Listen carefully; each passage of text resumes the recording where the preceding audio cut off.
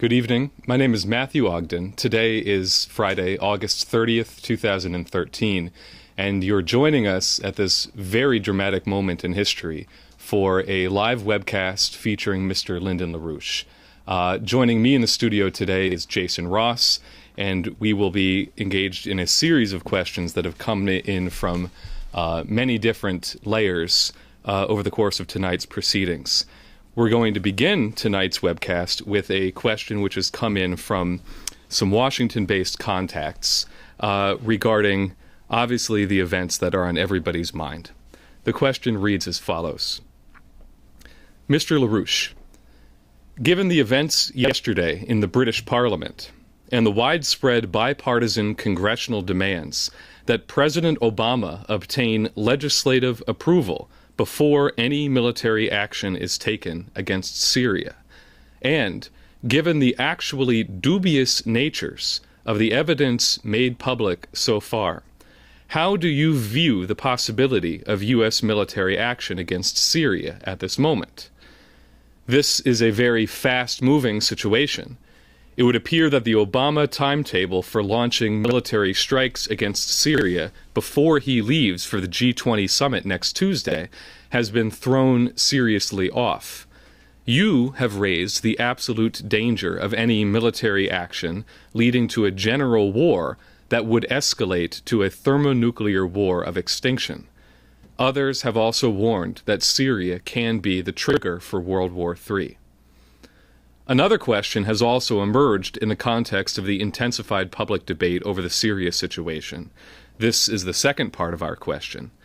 Given your accurate warning of a dangerous escalation if there is any U.S. military strike, and given the demand that a thorough investigation must be conducted into the alleged chemical weapons incidents, would it not be appropriate to present any solid evidence to the International Court of Justice at The Hague rather than launch unilateral military action that would itself be a violation of international law?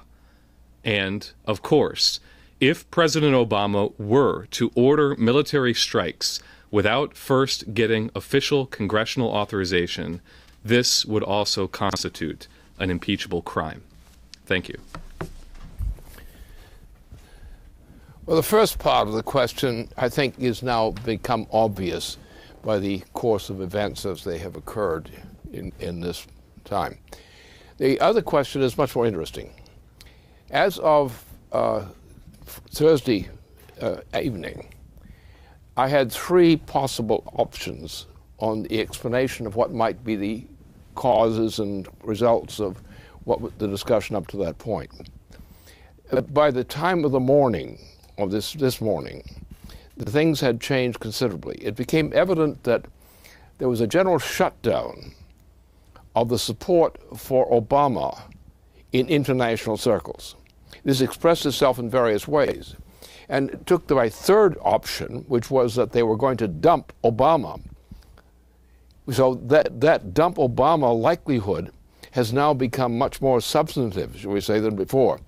So that may be the answer, because you have now a situation of a confused, bewildered President Obama, who's now floundering, wondering whether he can actually dare to go ahead with what he intended to do. So that, meantime, when the British Parliament cut him off, that was a crucial point which made it clear to everyone, along with the rest of the other reactions to this from other sources, that Obama was held out to die or whatever. And I think that is probably the most probable situation now. This does solve some problems, but it also leaves other problems unanswered. The problems that remain to be answered, is he going to be thrown out? Because the appropriate thing would be his intention in this direction, and every sign that he was going ahead on this on his own, with the assurance that he was going to get by with it, indicates that he's taken a really serious psychological blow. He's now caught in the cold. He's out in the cold, essentially.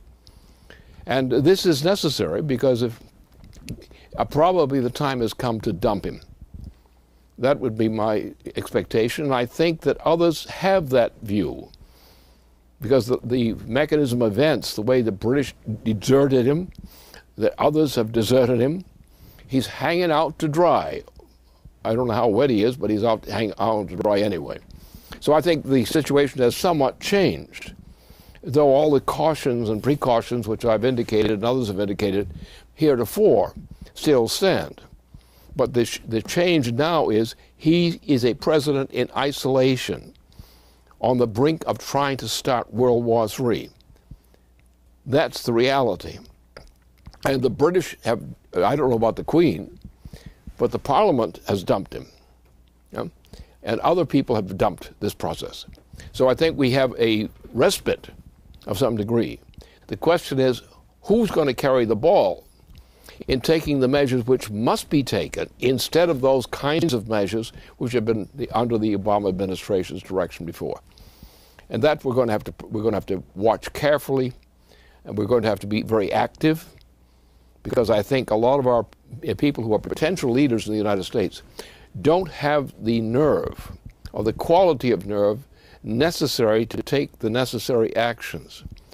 And that's going to be the challenge, I think, which we'll run into in our discussion tonight.